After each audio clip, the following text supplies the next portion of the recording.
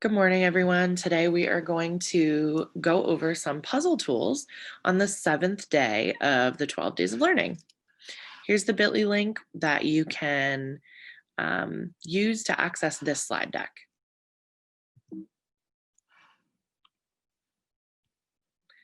I am Jordan Gruber, the media facilitator here at CLIU 21. There is my email if you want to note that. You can absolutely shoot me an email if you encounter any questions, thoughts during this presentation about puzzle tools or anything else that you could use some help with. So we're going to talk about 3 tools today for creating puzzles with students. One is Puzzle, which is a web-based tool.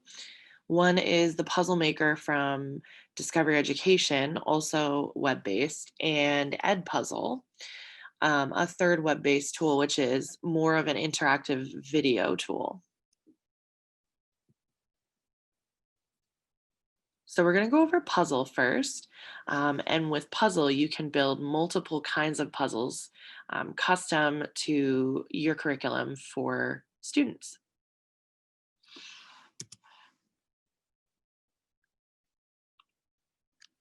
Hi, my name is Siem, and today I'm showing you how to make and customize your own crossword puzzle.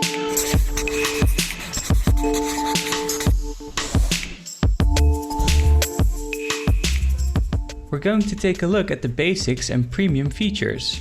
If you're looking for something specific, you can check the timestamps in the video description down below. And don't forget to make a Puzzle.org account and click on My Account to go to your dashboard, so you can follow along with me. First, click on the drop-down menu under Create New Puzzle and select Crossword Puzzle. Then, hit the Start button. This will bring us to the Start menu where we can fill in the answers and descriptions of our puzzle. It's a good idea to prepare a theme or subject for your puzzle. For instance, I will make a puzzle where you have to guess an animal based on the description. Let's fill in the answer, and in my case it's a rhino. The player solving the puzzle has to guess the answer based on the description, so I'll give the hint: this herbivorous creature is best known for its huge horn. When we fill in our second answer, you'll notice that the live preview is showing our puzzle in the making. This way you can see your puzzle coming to life. After you've filled out all 4 answers and descriptions, you still might want to add more answers to your puzzle. This is done by clicking the Add Question button at the bottom of your web page. You can add as many answers as you like, so go nuts! Remember to always check the spelling of your answers so that the puzzle is fun to solve for your players. Now that we've created the answers and descriptions, we can modify our puzzle. You can see a menu with icons in the upper right corner of the live preview window. Click on the first icon, the eye icon, to toggle the view. Now we see the answers needed to solve the puzzle. Click again and the answers disappear. The 2 arrows icon will let you change the layout of the puzzle. So click a couple of times until you find a layout that you're happy with. The orange floppy disk icon will turn green when we click on it, and it will save the puzzle to your dashboard. This way you can close your puzzle and edit it at a later time. You can always monitor if the changes you made are saved by checking if the save icon is green or orange. And last but not least, we have the play button, which will not surprise you, lets you play your puzzle. It will open a new tab and preview the puzzle with its name and the options to print, save and share the puzzle. This preview shows us that our puzzle doesn't have a name yet, so let's change that. I'll close the preview tab so we can see our start screen again. Now, click on Settings in the menu bar. Here we can fill in a name for our puzzle. I will call our puzzle Find the Hidden Animals. If we save our puzzle and preview it, we now see our puzzle name on the page. You can also add a hidden solution to your puzzle, like you would see in a paper for a contest. Note that the word must contain the same letters as your answers. For instance, I can't put the word kingdom as a solution because none of my answers contain the letters G or M. So instead, I will put world as the hidden solution. Now we can choose to shuffle the letters of the solution. If we choose to do so, the letters obtained in the puzzle will show up in a random order, and the player will have to put them in the right order. You can add this for players who like a challenge. Now that our puzzle is looking great and is ready to be solved, we can publish it. Go to Publish in the menu bar. Here you have the option to share your puzzle via a link, Facebook, Twitter or Google Classroom. You can also print your puzzle by clicking the print icon. And if you want to get rid of your puzzle, there's also a delete puzzle option as well. Okay, so that was just a quick highlight of Puzzle. We are going to... Hi. Let's move to the next slide, but that was a good recap. There is a premium account for Puzzle, but the regular account is free, and you can create crosswords, you can create word searches, other kinds of puzzles. Let's just quickly visit that site so you can see what it looks like when you go to visit. So this is puzzle.org. And you can see here, create a crossword puzzle, create a word search, create a jigsaw, create an acrostic, a quiz, a word scramble. There's all sorts of resources here to go ahead and create them. And you can see for all grade levels also. Sliding puzzles, that's great for younger kids, matching pairs. So definitely lots of resources there. All right, so continuing right along.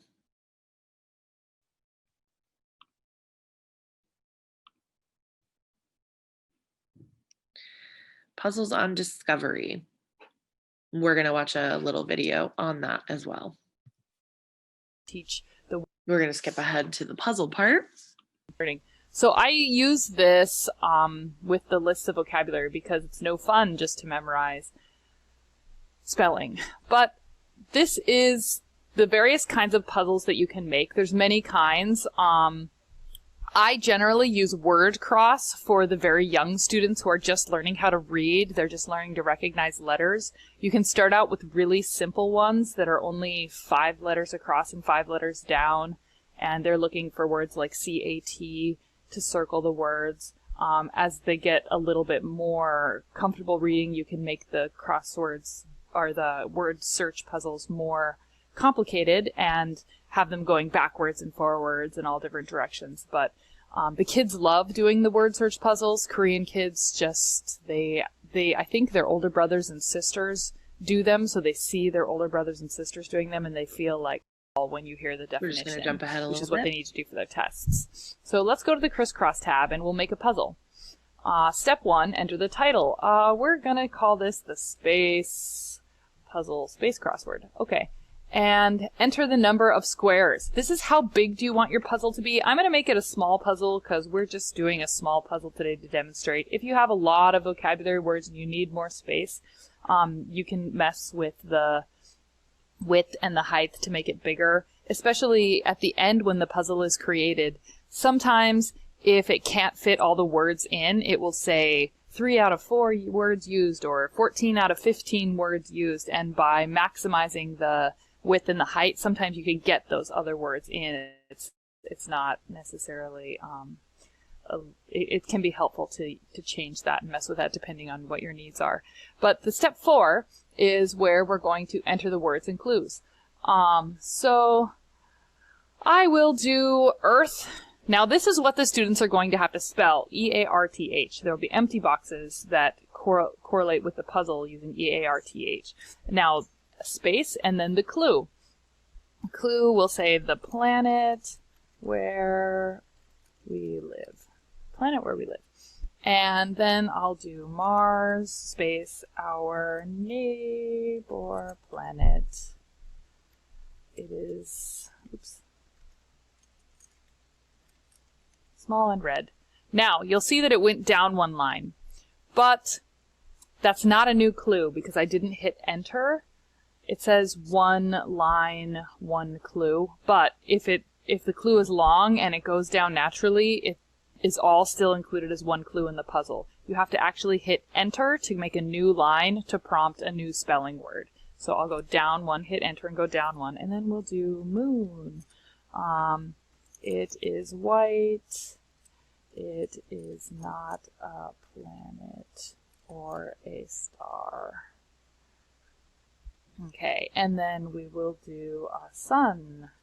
It makes light for our solar system. And then I'll do solar. Oops. System. Now notice I have to do this all as one word, even though the correct spelling is 2 words, because to recognize it as all word that needs to be a clue, you have to leave it as 1 word. So solar system, and then it is the star and planets of our galaxy. Oh, my typing is horrible. Okay. That's enough. So let's go ahead and create our puzzle. It's going to be a really small puzzle because we didn't use very many vocabulary words. But we click Create Puzzle, and it will think and match the lines together. Now the first thing you want to check is down at the bottom. It says 5 of 5 words placed into the puzzle. So we know that we used all our vocabulary words. Sometimes if it can't make the letters line up correctly, it will leave some out, or if the size is too small, then it will leave some out. So you can play with that. Add another word just to help it have a place to put the words, or change the size. Now you can see the clues. They're not in the same order that we type them in. It will become randomized according to how it fits best into the puzzle. And you can see the shape is a little bit wonky. So if you add or take out words, it can change the puzzle. And also if you just go back and do it again, it will create a different puzzle. So if you don't like the look, you can just go back and click Create Puzzle again. When you're satisfied with the puzzle, I think this one looks okay. What I usually do is highlight it and then do a copy image, and I'll copy it to a Word document. Copy and paste it to a Word document. And then in that Word document, I use it as part of a worksheet. So I'll have true, false, and fill in the blank, and then at the end there will be a crossword puzzle section depending on what we're studying. So I use this as part of a worksheet, not as the whole activity itself. But as you can see, it's quick, it's customizable completely. It really helps the kids because they need to know the spelling, and they have to remember the word when they are prompted with the definition. So it's really Great. So what we're going to do now is just pop out and look at this tool on Discovery Ed. So when you go to visit, you'll know where to go. So Discovery Education I think it's .com. And I'm just scrolling all the way down on the Discovery Ed website to Tools and Puzzle Maker.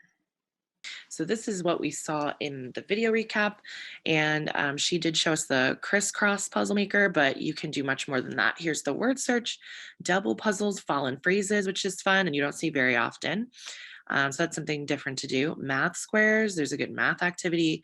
Mazes, letter tiles, you can see there's a myriad of options here.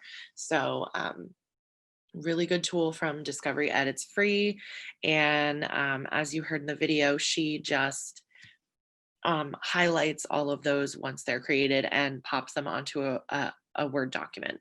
So in that case, she can, or the teacher can print from there and distribute that way. So that's really good for a more low-tech classroom, a more low-tech option. All right, and the last tool we're going to look at today is EdPuzzle. So EdPuzzle is really exciting. It's an interactive video kind of quizzing tool. So while your students are watching, instead of filling out a worksheet, you integrate these questions right into the video. So it's really interactive. It's really interesting for the student to be doing, participating, and working with while they're watching. So let's go ahead and look at a video about EdPuzzle.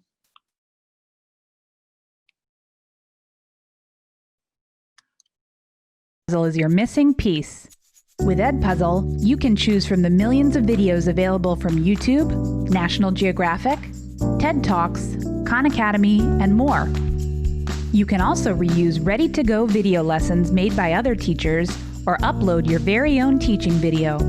Then use EdPuzzle's video editor to create your perfect lesson. Embed your own questions to check your students' understanding, cut sections to show your students only the most important parts of the video, and even record voiceover so you can explain concepts in your own words.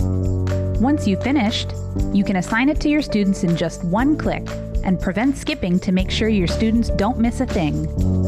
When you want to check in on your students' progress, use EdPuzzle's hassle-free analytics to get all the information you need. See who still needs to watch the video, what your students responded, and their total scores. So remember, with EdPuzzle's free platform, you can make any video your lesson. So EdPuzzle is great. Let's pop out and see what it looks like when you go to visit EdPuzzle. There we go. First option on Google. So this is great. I already have an account that I've logged into. It is free, so don't be worried about that. And as you can see, you can add your own content. You can also search content here, which is a great tool. So let's go ahead and search planets, for example. You can see here there's a bunch of options already built having to do with planets. So here's a nice short one, planets for kids, and you can see how many questions here. So this is indicating there are 5, there are 8 in this one. So that's a really good thing to, a good tool to be able to search and see what's already been done for you, because why recreate the wheel when other educators out there have already done it? And we're harnessing the power of the internet to bring all those resources together. So EdPuzzle can do that. That's great stuff there. Of course, you can import your own and do all that. Let me see, by just adding your content here. So you can upload a video of your own, create a video, student project, create a new folder. There's all these options to sort of really customize and make it your own, to fit your curriculum and where you're at in your lessons.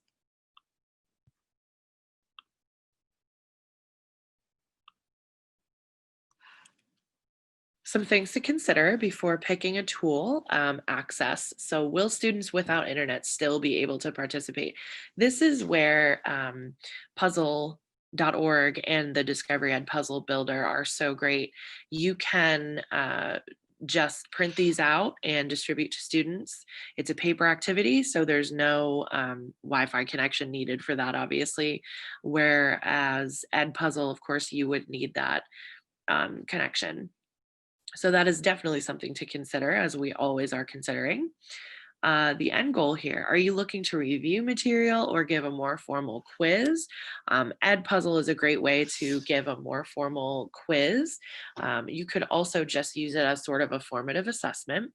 As far as reviewing, the other puzzle tools are great for that, because you can just kind of quickly do you can quickly give out the word search, you can quickly give out the fallen words puzzle, and it's just a really good way to review material quickly before a more formal quiz or test. And finally, time. How much time do you want students to spend on this? So you can really control that by the rigor of the puzzles you give. So perhaps a word search is less rigorous than a more intense crossword. And it's all depending on the clues and the information that you input. And also for EdPuzzle, the length of the video, the more questions you put in there, is all dependent on how much time you would like for the students to be dedicating to these activities. Time is of the essence right now for all of us, so that is always a consideration. So which one of these tools can you see yourself using in the classroom? I can definitely see a lot of teachers using all of these, depending on your grade level, depending on your content. So I encourage you to go and explore. They are really good tools. It's really nice to have good free tools.